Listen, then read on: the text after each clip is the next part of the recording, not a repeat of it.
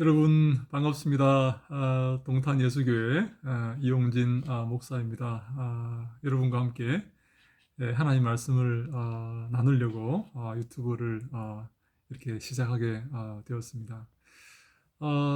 저는 그 신약 신학을 전공하였고요. 현재 동탄 예수교회에서 목회하고 있습니다. 어, 산책하기 시리즈로 이렇게 나갈 생각입니다. 마태복음부터 시작해서 우리 신약의 책들을 이렇게 하나하나 산책해보고 또 시간이 되면 구약도 함께 이렇게 탐구해 보기를 원합니다.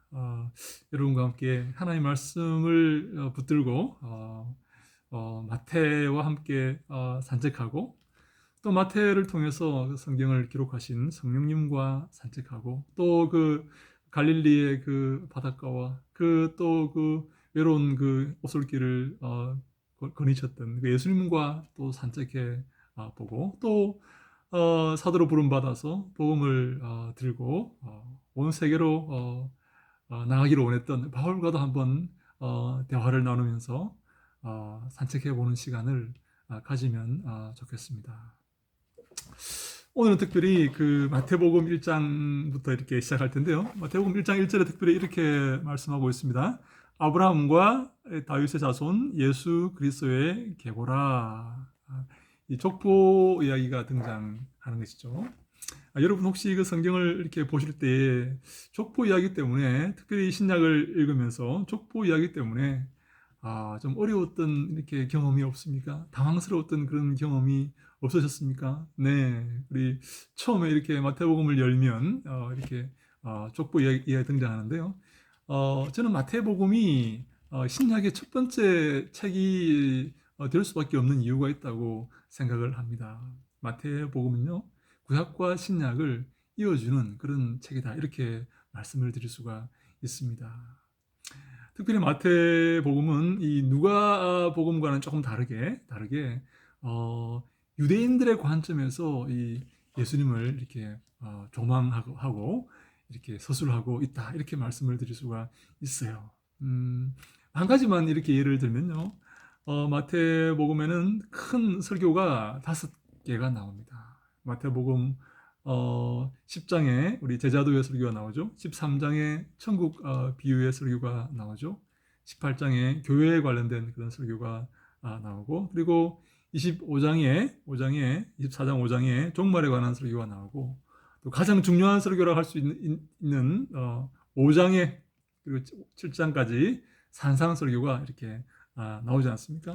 이렇게 다섯 개의 설교를 마태가 이렇게 배치하는 그 이유가 무엇인가 이렇게 볼 때에 마태가 바로 그 모세가 모세오경을 기록하였듯이 바로 그 모세오경을 성취하시는 분 예수 그리스도에 대해서 설명하고 말하면서 5개의 설교를 중심으로 예수님을 설명하고 있다 이렇게 그 학자들은 보는 사람들이 많습니다. 그래서 이 마태가 유대인들의 관점에서 성경을 바라보고 있다 그렇게 말씀을 드려도 저는 된다 무방하다라고 생각을 합니다. 사실 그 구약과 신약을 이어주기 위해서는 구약은 사실 그 어떻게 보면 이렇게 그 외견적으로 볼 때는 이스라엘의 역사에 관련된 그런 얘기들이 많이 등장하지 않습니까? 이스라엘의 그런 얘기라고 이렇게 말하는 사람도 많이 있어요. 우리는 그 속에서 예수 그리스도의 모습을 발견하고 하나님께서 예수 그리스도를 이렇게 예비하시고 준비하신 그 귀한 문서라고 생각하지만 유대인의 문서일 뿐이다, 이스라엘 역사의 문서일 뿐이다라고 생각하는 사람들도 많이 있어요, 여러분. 아돌프 폰 하르낙이라든지 슐라이마라든지 루돌프 불트만이라든지 이런 그 독일의 학자들이 그렇게 많이 보고 있어요. 오케이, 지금 제가 뭐 그 얘기를 지금 하거나 따지거나 하는 그런 시간은 사실 아닙니다. 그런 학문적인 그런 내용도 필요할 때는 제가 언급을 할 수 있겠지만 이게 하나님께서 우리에게 주신 이 말씀의 의미가 무엇인지 한번 함께 공감하고 나누는 그런 시간을 가지기를 이렇게 원하는 것입니다. 그래서 이 마태복음은 특별히 그 유대인들의 어떤 그 역사 이야기, 족보 이야기를 먼저 꺼내고 있는지도 모르겠습니다. 우리의 이 믿음은 이 구약과 이렇게 떼서 생각할 수가 없어요. 하나님께서, 예수님께서 이 땅에 오시는 그것들을 다 구약에 예언해 두시고 준비해 두셨기 때문입니다. 그래서 예수님의 그 모습과 의미와 그 개념들을 정확하게 이해하기 위해서는 구약으로 눈을 돌릴 수밖에 없어요. 없습니다. 예수님께서 이 땅에 오셔서 많은 말씀을 하셨지만 특별히 이 세례 요한과 함께 회개하라. 네, 천국이 가까이 왔다. 이렇게 말씀하셨지 않습니까? 네, 회개하라. 라고 이렇게 말씀을 하셨습니다. 그 회개라는 말은요, 테슈바 혹은 슈브라는 그런 말인데요.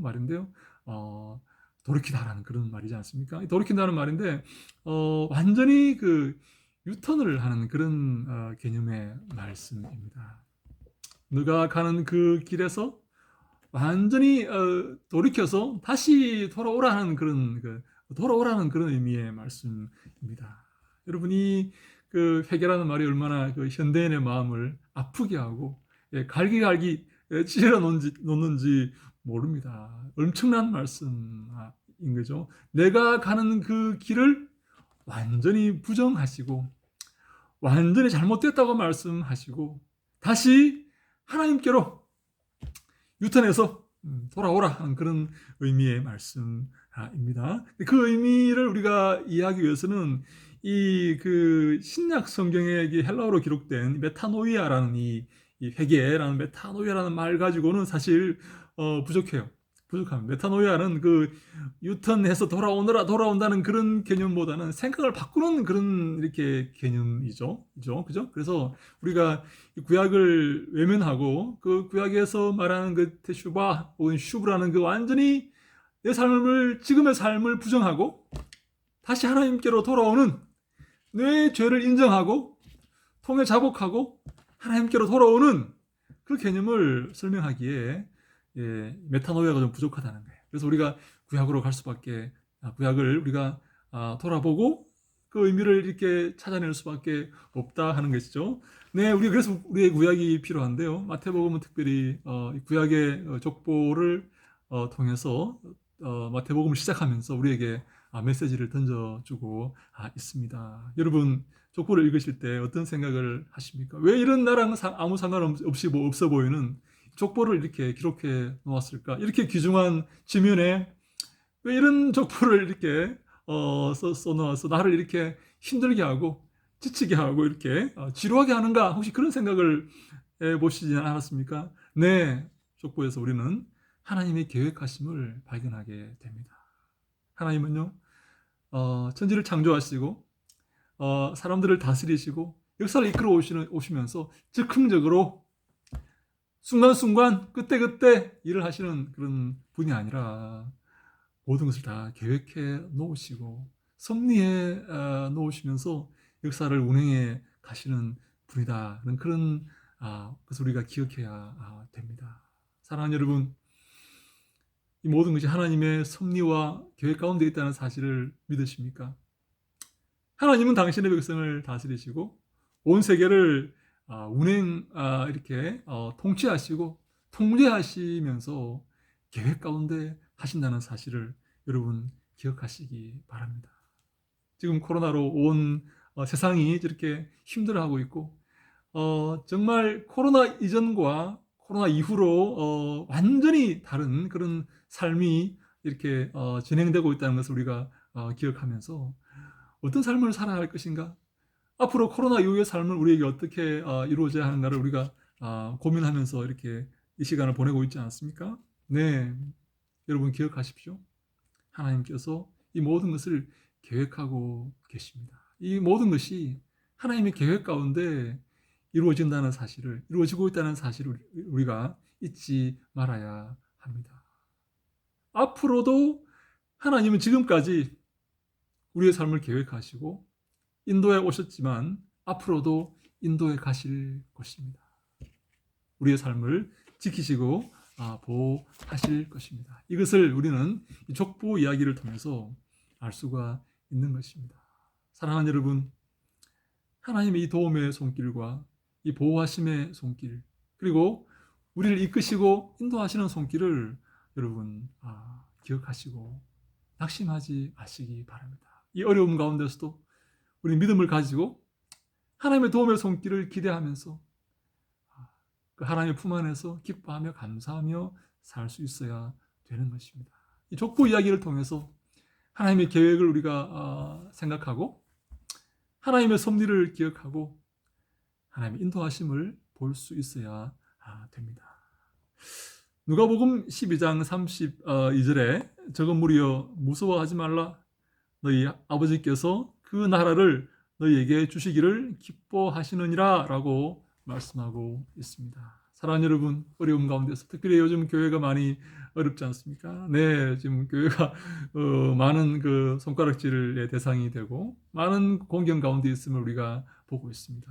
그러나 여러분 두려워하지 마시기 바랍니다. 하나님께서 이 모든 것을 계획하고 계십니다.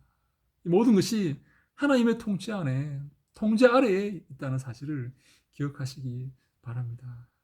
기뻐하며 감사하며 그럼에도 불구하고 하나님을 높이며 주 안에서 항상 주를 찬송하며 살아가는 우리가 되어야 되는 것입니다. 네, 오늘 한 해가 시작되었습니다. 우리가 어떻게 살아야 되겠습니까? 네, 희망을 가지고 밝게, 그럼에도 불구하고 감사하면서 기뻐하면서 이 어려움을, 이 팬데믹을 통해서 우리에게 주시고자 하시는 하나님의 그 메시지, 음성이 무엇인지를 분별해 가면서 그것을 귀 기울여 우리가 들으면서 어려움들을 기쁨 가운데서 잘 헤쳐나갈 수 있기를 바랍니다. 그것이 주님께서 원하시는 삶의 자세가 아닐까요? 네, 우리가 이 어려움 가운데서 더 많은 기회가 있을 수도 있다는 사실을 우리가 또 기억하셔야 됩니다. 하나님께서 우리를 이러한 처지에 두신 이유를 생각해 보면서 우리의 자리에서 더 겸손한 마음으로 더 하나님을 사랑하면서 하나님과 더욱더 가까워지면서 더욱더 우리가 이 복음을 또한 전하면서 어려움들을 잘 극복하면서 살아갈 수 있기를 바랍니다. 그런 은혜가 저와 우리 모두에게 있기를 주님 이름으로 축원합니다. 아멘. 네, 사랑하는 여러분, 제가 유튜브를 시작하게 되었는데요. 네, 부족하지만 함께 우리가 이 과정들을 함께 하기를 간절히 바랍니다. 제가 부족한 점이 많이 있을 건데요. 저는 특별히 이 바울 신학을 전공했기 때문에 이 바울에 관련된 그런 내용을 이렇게 자주 유튜브를 통해서 다루게 될 것입니다. 혹시 여러분 가운데 이 바울 신학에 대해서 궁금하신 내용이 있으시다거나 혹은 바울 신학뿐만 아니라 공간복음의 신학이라든지 공동서신의 신학에 대해서도 관심이 혹시 있으신 분들은 댓글을 이렇게 남겨두시면 좋겠습니다. 네, 서로 생각이 다를 수가 있기 때문에 그렇습니다. 네, 저는 보수적인 그런 사람입니다. 그러나 저는 이 자유주의를 이렇게 가르치는 그런 사람들을 이렇게 멸시하거나 그렇게 하지는 않습니다. 그 사람들이 왜 그런 주장을 하게 되는지를 생각해보고 함께 대화하기를 원합니다. 그래서 우리가 서로가 보지 못하는 부분들이 있으면 서로 배워나가고 서로 성숙해 나가고 또 서로 이렇게 뭐 해결의 그 정반합의 그런 어떤 변증법적인 그런 것이 아니더라도 서로 우리가 합의에 이를 수 있는 더 좋은 결론을 이렇게 도출해낼 수 있는 그런 기회가 되기를 바랍니다. 우리가 서로 다르고 부족하기 때문에 그렇습니다. 네, 앞으로 그 유튜브를 통해서 여러분과 만나기를 원하고 또 여러분과 좋은 사귐과 대화와 또는 공부가 이렇게 이루어지기를 바랍니다. 그런 과정에서 우리가 하나님을 더욱더 높이고 하나님을 더욱더 알아가고 하나님을 더 잘 섬기면서 우리가 마지막 때까지 완성되어가는 그런 우리 그리스도인들이 다 될 수 있기를 간절히 바랍니다. 새해에 더욱더 힘내시고 어려움 가운데서 굴복하지 마시고 낙심하지 마시고 낭망하지 마시고 이것들을 잘 극복해 나아가면서 기도하면서 더욱더 하나님과 가까워지는 우리 모두가 되기를 주님 이름으로 축원합니다. 아멘. 할렐루야.